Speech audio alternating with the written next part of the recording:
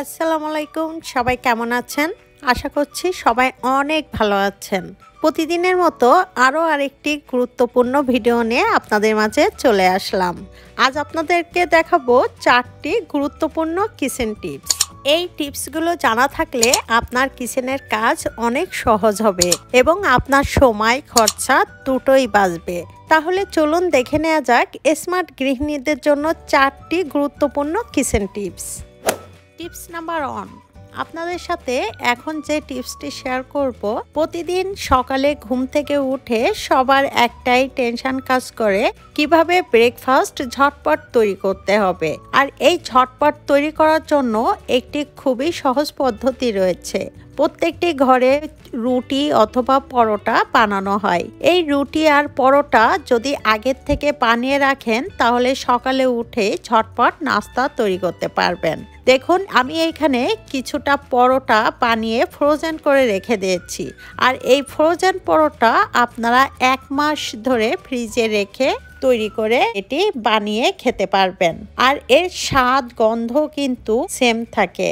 দেখুন, আপনারা প্রতিদিন পরোটা যদি আগে থেকে বানিয়ে এরকম ফ্রোজেন করে একটি পলি ব্যাগে বা এরকম একটি পলিথিন ব্যাগ অথবা জিপার লক ব্যাগে রেখে দেন, তাহলে কিন্তু সকালে ঘুম থেকে উঠে আর কোনো ঝামেলাই থাকে না। আপনি একদিন সময় করে রুটি অথবা পরোটা 50টা কিংবা 100টা বানিয়ে একটি পলিথিন 4 কোণা করে কেটে লেয়ার বাই লেয়ার রেখে একটি জিপার লক ব্যাগে বা এরকম পলিথিন ব্যাগে রাখবেন।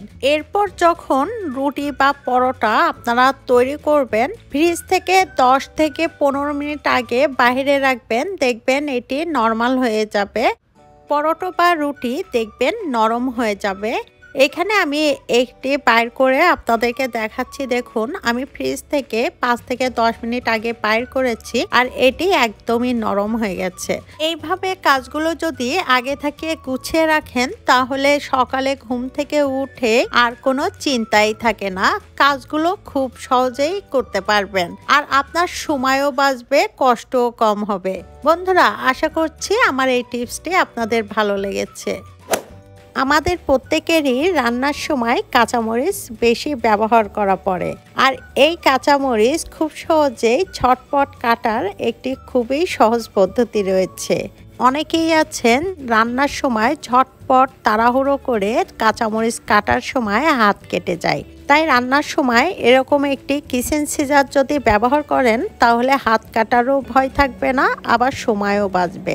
এই কিচেন সিজার দিয়ে আপনারা অনেক কাজ একসাথে খুব সহজেই করতে পারবেন। দেখুন, এখানে আমি কিছু কাঁচামরিচ কেটে আপনাদেরকে দেখাচ্ছি কি সুন্দরভাবে কেটে আসবে। আর এখানে খুবই দ্রুত কিন্তু কাজগুলো করা যায়। আর এই কিচেন সিজার যখন রান্না করবেন হাতের কাছেই রাখবেন আর ঝটপট যে কোনো কাজ খুব সহজেই আপনি করতে পারবেন। কাঁচামরিচ, শুকনা মরিচ আরো অন্যান্য জিনিস খুব সহজেই কিন্তু কাটতে পারবেন। এভাবে কিচেন সিজার দিয়ে যদি কাজগুলো করেন তাহলে আপনার হাত কাটারও ভয় থাকবে না, আবার সময়ও বাঁচবে আর কাজগুলো খুব সহজে করতে পারবেন। মাছে ভাতে বাঙালি, মাছ কে না পছন্দ করে? মাছ পছন্দ খুবই কম মানুষই রয়েছে মাছ পছন্দ করে না, কিন্তু অনেকেই আছেন পছন্দ করা সত্ত্বেও মাছ খেতে পারেন না, কেননা মাছের অনেক গন্ধ বাইর হয়। আজ আপনাদের সাথে একটি টিপস শেয়ার করব, বিশেষ করে নতুন রাঁধুনিদের জন্য।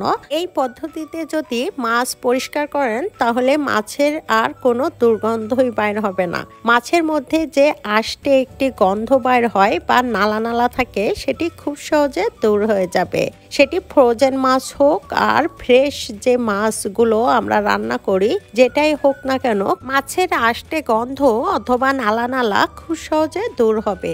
মাছের গন্ধ দূর করার জন্য যেটি করবেন, মাছ কাটার পরে বা ফ্রিজ থেকে বাইর করার পরে অল্প লবণ দিয়ে খুব ভালোভাবে মাখিয়ে নেবেন।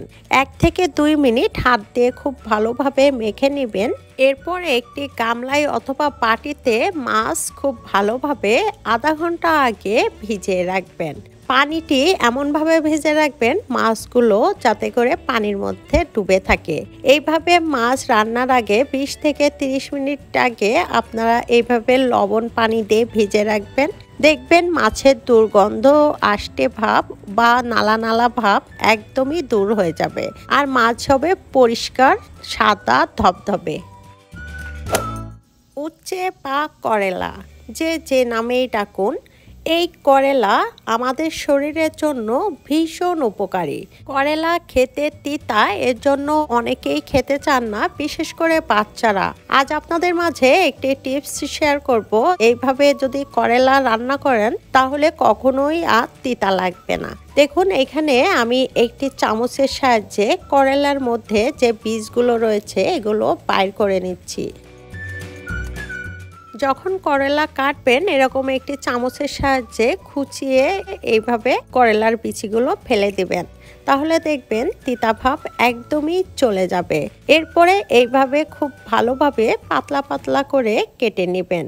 এরপর যেটি করবেন, করলা পাতলা পাতলা করে কেটে নেওয়ার পরে একটি পাত্রে উঠে নেবেন। পাত্রের মধ্যে সামান্য লবণ দিয়ে খুব ভালোভাবে হাত দিয়ে কষলিয়ে নেবেন। এইভাবে 4 থেকে 5 মিনিট লবণ আর করলা হাত দিয়ে খুব ভালোভাবে চটকিয়ে নেবেন। এইভাবে কষলাতে কষলাতে দেখবেন এক পর্যায়ে করলা নরম হয়ে যাবে, আর এরপরে খুব ভালোভাবে এটি পানি দিয়ে ধুয়ে ফেলবেন।